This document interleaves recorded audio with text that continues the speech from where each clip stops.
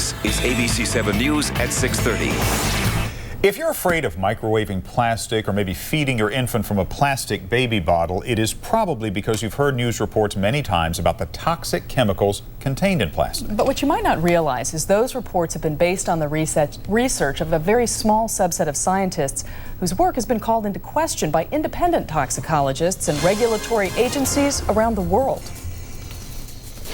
I just want to say one word to you. Just one word.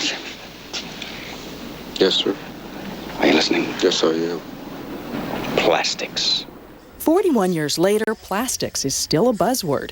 I hear that the plastics can, be a contributor to cancer, and I don't want to do that to my child. This recent study called Baby's Toxic Bottle, put together by a coalition of activist groups, has parents questioning the safety of polycarbonate plastic and the chemical in it, bisphenol A, or BPA. When I heard the research, I was very concerned. Since the 1930s, BPA has been recognized as an endocrine disruptor. The chemical mimics estrogen, and some claim it's linked to a host of problems. And these things range from causing obesity and insulin resistance, which is a pre-diabetic condition, as well as its effects on reproduction. But what does the bulk of the research really show? And how does what happens in lab animals translate to humans? Scientists agree BPA is released into what we eat and drink. It lines our water tanks and pipes, the inside of cans of fruit, vegetables, even soda. It's also released from hard plastics, from baby bottles to water bottles. But the amount that leaches out is extremely small, about 1,000 times less than what the Environmental Protection Agency deems safe. Dr. Sarah Jansen with the National Resources Defense Council points out that safe number, though, is more than 20 years old. It is a number that was established long before the science around some of these recent concerns was done.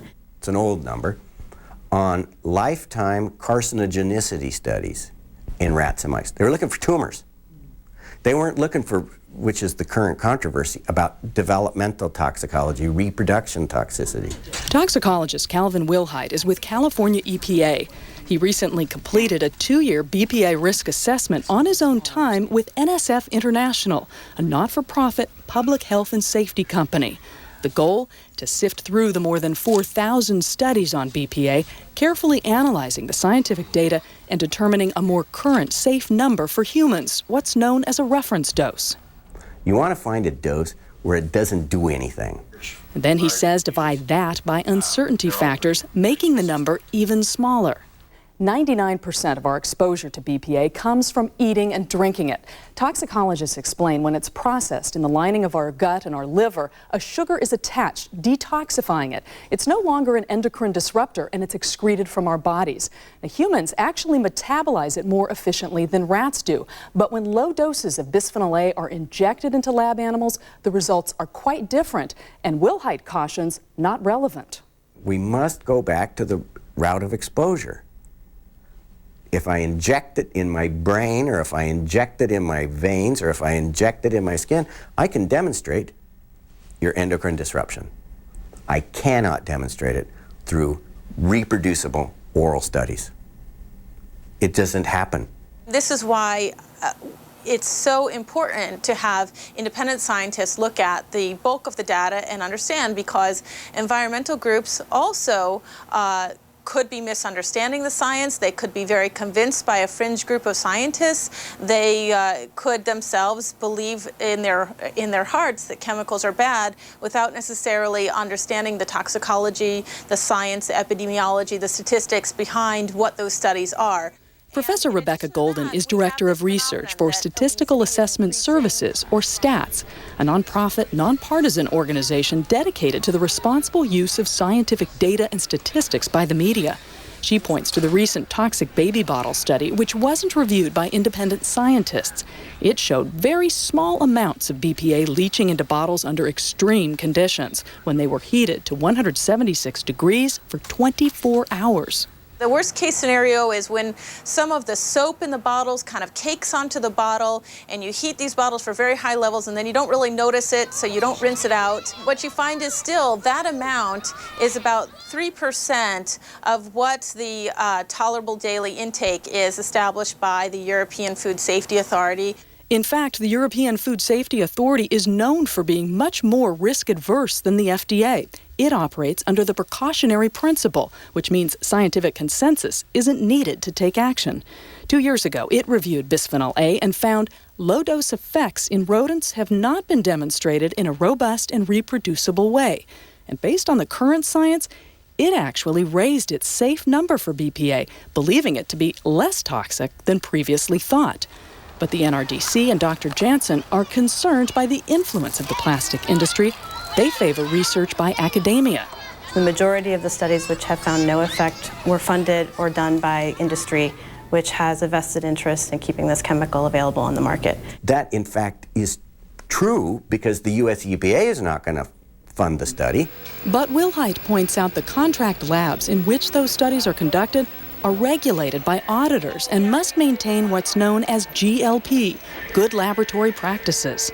The main thing that people should keep in mind is that in university studies, they don't have good laboratory practices. They don't have auditors like that. Not in basic science laboratories. The independent analysis recently completed by Wilhite and NSF is published in this month's Journal of Toxicology and Environmental Health. It establishes a new safe number for BPA, a reference dose that's more rigorous than the current one provided by the EPA and the European Union. Environmental groups, though, see no safe amount for vulnerable populations. We take the position that while the jury might still be out on the science of how dangerous this chemical is, it's an easy exposure to avoid. But Professor Goldin points to the overwhelming weight of the scientific evidence. What I would advise parents is don't worry about your baby bottles. If you're worried about plastics, keep plastic bags away from your children. That's something that we know has a very definite risk. 25 children about every year die from suffocation in a plastic bag. Why shouldn't this be a concern to parents? The concentration that's in there is infinitesimal. And it's at least 500 and closer to 1,000 times less than what you can calculate from the most rigorous studies that we have available. Now, the EPA is in the process of reworking its standards for BPA right now. California, Massachusetts, and Canada have all requested the new risk assessment from the NSF. Now, we've set up a number of links for you on our website where you can read some of the research for yourself. Just go to abc7news.com and look under health. You'll also find my backstory there addressing everything from microwave concerns to the metric system. Boy, that's absolutely fascinating. We've heard so much over the years about the concerns. It's interesting what a lot of the scientists Yeah, important to hear the other side as well. Yeah, thanks, Karen. Great stuff. Well, Starbucks coffee, you may have noticed, your neighborhood Starbucks is closed tonight. The Seattle-based chain shut the doors at more than 7,000 shops across the country about an hour ago for a night of training. After years of expansion, Starbucks faces competition from discount places like McDonald's and Dunkin' Donuts. They want their workers to focus on the core business of coffee and personalized service. They're saying that we're good, people like us, we've become huge, a little bit ubiquitous, maybe a little bit taken for granted. Now look at us, we're going to be sharp again, we're going to be on top of our game, we're going to be known for coffee. Starbucks says it will slow its growth in the United States. It is also cutting warm sandwiches from the breakfast menu because they interfere with the aroma of coffee. Well, now we know. Just ahead, name calling on the campaign trail. Barack Hussein Obama.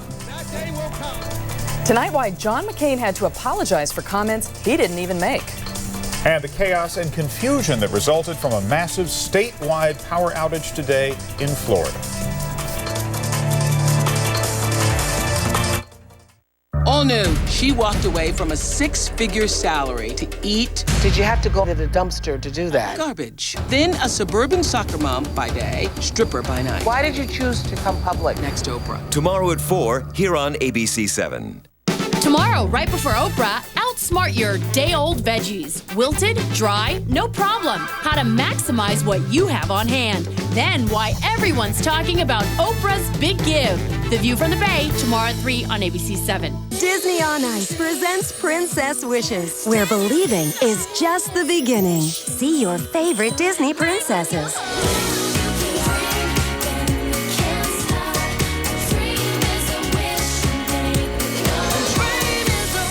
With special guest Tinkerbell. Disney on Ice presents Princess Wishes. where little girls' dreams come true every day. Playing the Bay Area, February 27th through March 9th. Get your tickets today. Ladies and gentlemen, the President of the United States. The Buick, Pontiac, and GMC President's Day sale is here, with great deals on many 08 Buick, Pontiac, and GMC models. Hurry, before these commanding offers are history. Get 1.9% APR for 60 months, plus $1,000 bonus cash on 08 Sierra 1500 Extended and Crew models, or get $3,000 cash back. See your local Buick, Pontiac, GMC dealer. Good morning. Good morning. The sunbeams will soon smile through. Good morning. Good morning to you. Good morning. Good morning to you. Dixie Perfect Touch Cups. A sturdy cup with a secure, snap-on lid and an insulated grip. Make every morning a good morning. To you and you and you. Make it a Dixie day. I mean, sure, I help people save money on car insurance, but few folks know that I support wildlife conservation too. You going to eat all those? Well, you are, aren't you? You're just going to go to town. All right, well, I'll make this quick. I'm teaming up with the Association of Zoos and Aquariums. I'm going to be making the rounds to get the word out.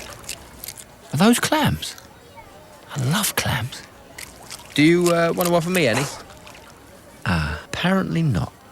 Geico. 15 minutes could save you 15% or more on car insurance. Electricity is slowly being restored in South Florida tonight after a massive power outage. Officials say a problem with the state's electrical grid caused a nuclear plant to automatically shut down and intermittently cut power to up to 3 million people. It was a mess. The outages darkened stoplights, triggering accidents and causing gridlock on streets from the Keys to Daytona Beach.